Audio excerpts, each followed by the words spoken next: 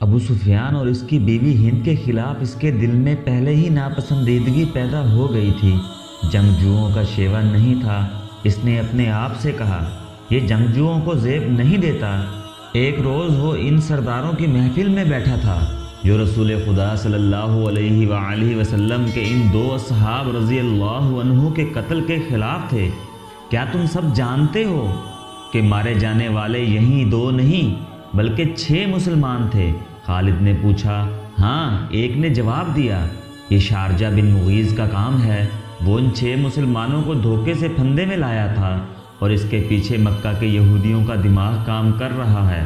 خالد نے کہا، اور اس میں یوحاوا یہودن نے 2-3 اور یہودی لڑکیاں ساتھ لے جا کر اپنے اور ان کے حسن کا جادو چلایا۔ یوحاوا جادوگرنی ہے۔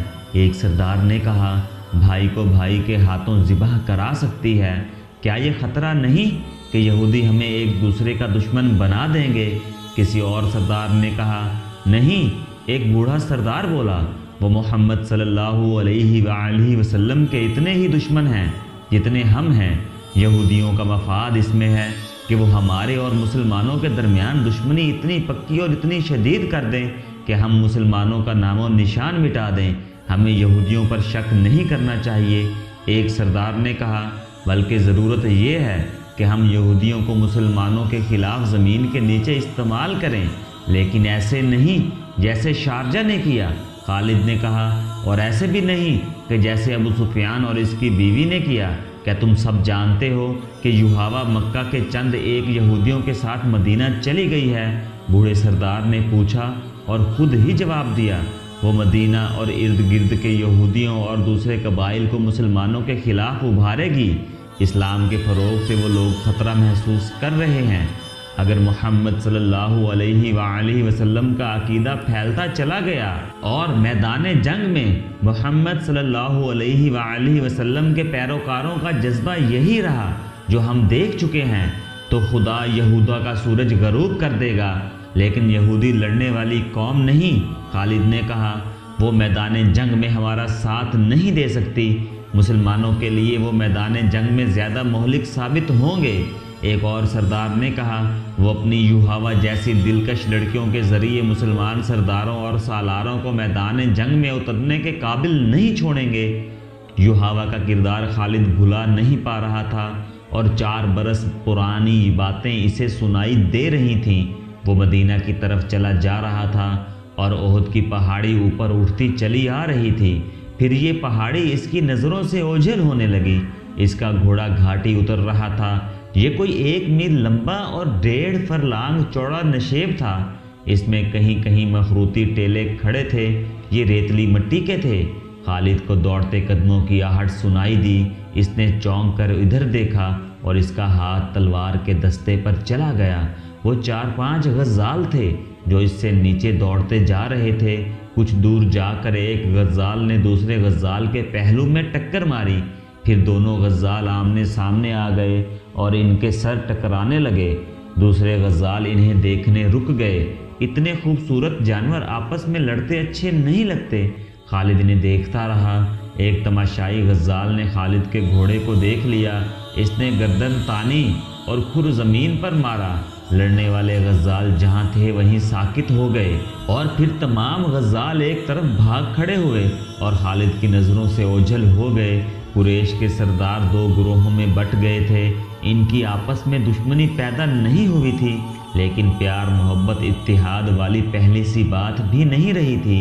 خالد کو یاد آ رہا تھا کہ سب ابو سفیان کی سرداری اور سالاری کو تسلیم کرتے تھے، لیکن کھچاؤ سا پیدا ہو گیا تھا۔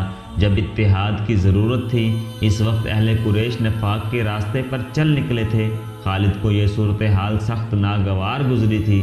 کیا آپ کو معلوم نہیں کہ آپس کا نفاق دشمن کو تقویت دیا کرتا ہے؟ خالد نے ایک روز ابو سفیان سے کہا تھا کہ آپ نے کبھی سوچا ہے کہ اس نفاق کو اتفاق میں کس طرح بدلا جا سکتا ہے؟ بہت سوچا ہے خالد، ابو سفیان نے اکتائے سے لہجے میں کہا۔ بہت سوچا ہے۔ سب مجھے پہلے کی طرح ملتے ہیں، لیکن میں محسوس کرتا ہوں کہ بعض کے دل صاف نہیں۔ کیا تم کوئی صورت پیدا کر سکتے ہو کہ دلوں سے میل نکالا جائے؟ ہاں، میں نے ایک صورت سوچ رکھی ہے۔ خالد نے کہا تھا، میں یہی تجویز آپ کے سامنے لا رہا تھا۔ جن سرداروں کے دلوں میں میل پیدا ہو گئی ہے وہ اب سمجھنے لگے ہیں کہ ہم نام کے جنگجو رہ گئے ہیں اور ہم نے مسلمانوں کا ڈر اپنے دلوں میں بٹھا لیا ہے۔ شارجہ نے 6 مسلمانوں کو دھوکہ دے کر اور ان میں سے 2 کو آپ کے ہاتھوں سے مروا کر ہماری شکل و صورت بدل ہی ڈالی ہے۔ اس کا علاج یہ ہے کہ ہم مدینہ پر حملہ کریں یا مسلمانوں کو کہیں للکاریں اور ثابت کر دیں کہ ہم جنگجو ہیں اور ہم مسلمانوں کو ختم کر کے ہی دم لیں گے۔ ہمارے پاس جواز موجود ہے۔ ابو سفیان نے کہا، میں نے احد کی لڑائی میں آخر میں محمد صلی اللہ علیہ وآلہ وسلم کو للکار کر کہا تھا کہ تم نے بدر میں ہمیں شکست دی تھی، ہم نے احد کی پہاڑی کے دامن میں انتقام لے لیا۔ میں نے محمد سے یہ بھی کہا تھا کہ قریش کے سینوں میں انتقام کی آگ جلتی رہے گی، ہم اگلے سال تمہیں بدر کے مقام پر للکاریں گے۔ ہاں مجھے یاد ہے، خالد نے کہا۔ ادھر سے عمر کی آواز آئی تھی۔ اس نے کہا تھا کہ ہمارے اللہ نے چاہا تو ہماری اگلی ملاقات بدر کے میدان میں ہی ہوگی۔ آواز تو عمر کی تھی لیکن الفاظ محمد صلی اللہ علیہ وآلہ وسلم کے تھے۔ ابو سفیان نے کہا، محمد صلی اللہ علیہ وآلہ وسلم بہت زخمی تھا، وہ اونچی آواز میں بول نہیں سکتا تھا۔ میں محمد صلی اللہ علیہ وآلہ وسلم کو پیغام بھیجتا ہوں کہ فلاں دن بدر کے میدان میں آ جاؤ اور اپنے انجام کو پہنچو۔ دونوں نے ایک دن مقرر کر لیا اور فیصلہ کیا کہ کسی یہودی کو مدینہ بھیجا جائے۔ دوسرے ہی دن ابو سفیان نے قریش کے تمام سرداروں کو اپنے ہاں بلایا اور بڑے جوش و خروش کے ساتھ اعلان کیا کہ وہ مسلمانوں کو بدر کے میدان میں للکار رہا ہے۔ قریش یہی خبر سننے کے منتظر تھے۔ انہیں اپنے عزیزوں کے خون کا انتقام لینا تھا۔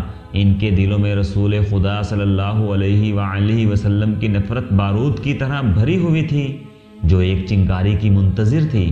وہ کہتے تھے کہ محمد صلی اللہ علیہ وآلہ وسلم نے باپ بیٹے کو اور بھائی بھائی کو ایک دوسرے کا دشمن بنا دیا ہے۔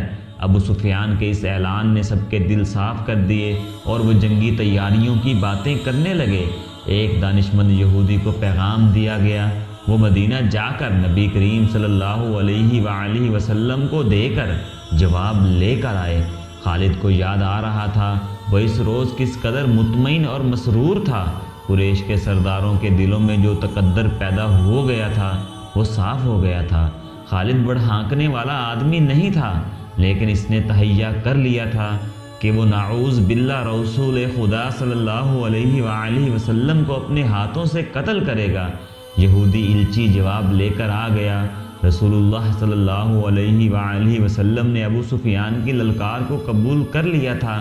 لڑائی کا جو دن مقرر ہوا تھا وہ مارچ کا ایک دن تھا، لیکن ہوا یوں کہ سردیوں کے موسم میں جتنی بارش ہوا کرتی تھی اس سے بہت کم ہوئی۔ اس کا نتیجہ یہ ہوا کہ یہ موسم تقریباً خشک گزر گیا اور مارچ کے مہینے میں گرمی اتنی زیادہ ہو گئی جتنی اس کے 2-3 ماہ بعد ہوا کرتی تھی۔ ابو سفیان نے اس موسم کو لڑائی کے لیے موزوں نہ سمجھا۔ اس یاد نے خالد کو شرمسار کر دیا۔ وجہ یہ ہوئی تھی کہ ابو سفیان موسم کی گرمی کا بہانہ بنا رہا تھا۔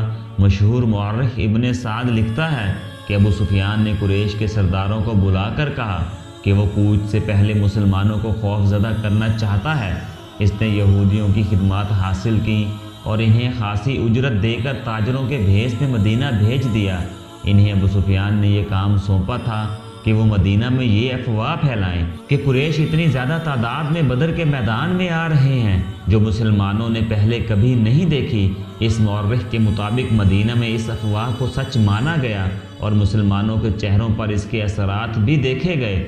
جب رسول کریم صلی اللہ علیہ وآلہ وسلم تک یہ افواہ پہنچی اور یہ اطلاع بھی کہ بعض مسلمانوں پر خوف و ہراس کے تاثر دیکھے گئے ہیں تو رسول خدا صلی اللہ علیہ وآلہ وسلم نے باہر آ کر لوگوں کو جمع کیا اور اعلان کیا کہ اللہ کے نام لیوا صرف یہ سن کر ڈر گئے ہیں کہ قریش کی تعداد زیادہ ہوگی؟ کیا اللہ سے ڈرنے والے آج بتوں کے پجاریوں سے ڈر گئے ہیں؟ اگر تم قریش سے اس قدر ڈر گئے ہو کہ ان کی للکار پر تم منہ موڑ گئے ہو تو مجھے قسم ہے خدائے ذوالجلال کی جس نے مجھے رسالت کی ذمہ داری سونپی ہے، میں بدر کے میدان میں اکیلا جاؤں گا रसूल खुदा सल्लल्लाहु अलैहि वआलिहि वसल्लम कुछ और भी कहना चाहते थे, लेकिन रिसालत माब सल्लल्लाहु अलैहि वआलिहि वसल्लम के शदाइयों ने नारों से आसमान को हिला डाला। ये सुराग न मिल सका कि अफवाह किसने उड़ाई थी, लेकिन रसूलुल्लाह सल्लल्लाहु अलैहि वआलिहि वसल्लम की पुकार पर कुरैश की फैलाई हुई अफवाह के तासुर ज़ाइल हो गए और मुसलमान जंगी तैयारियों में मसरूफ़ हो गए। दिन थोड़े से रह गए थे। कूच के वक्त मुसलमानों की तादाद 1500 थी।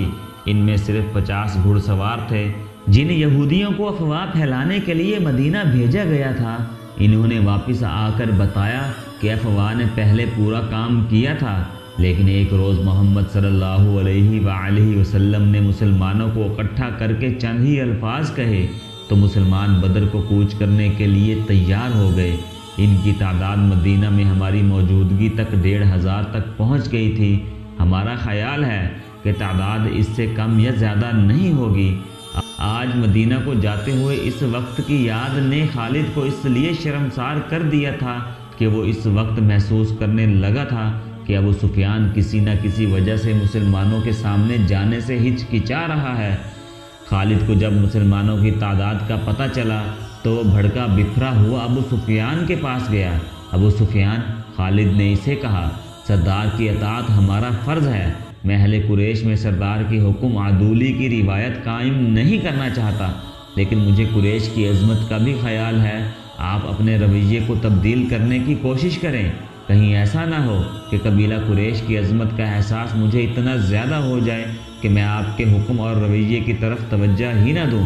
क्या तुमने सुना नहीं था कि मैंने यहूदियों को मदीना क्यों भेजा था? अबू सुफियान ने पूछा। मैं मुसलमानों को डराना चाहता था। अबू सुफियान, खालिद ने इसकी बात पूरी होने से पहले कहा, लड़ने वाले डरा नहीं करते। क्या आपने मुसलमानों को कलील तादाद में लड़ते हुए नहीं देखा? क्या आपने खबीब और ज़ैद को अहले कुरैश की बच्चियों के सामने खड़े होकर नारे लगाते नहीं सुना था? मैं आपसे सिर्फ ये कहने आया हूँ कि अपनी सरदारी का एहतराम करें और बदर को कूच की तैयारी करें। दूसरे ही दिन मक्का में ये खबर पहुँची कि मुसलमान मदीना से बदर की तरफ कूच कर गए हैं। अब अबू सुफियान के लिए इसके सिवा और कोई रास्ता नहीं रह गया था कि वो कूच का हुक्म दे। कुरैश की जो तादाद बदर को कूच के लिए तैयार हुई थी वो 2000 थी और 100 घुड़सवार इसके अलावा थे। क़यादत अबू सुफियान की थी और इसके मातहत खालिद, अकरमा और सफ़वान नाइब सालार थे।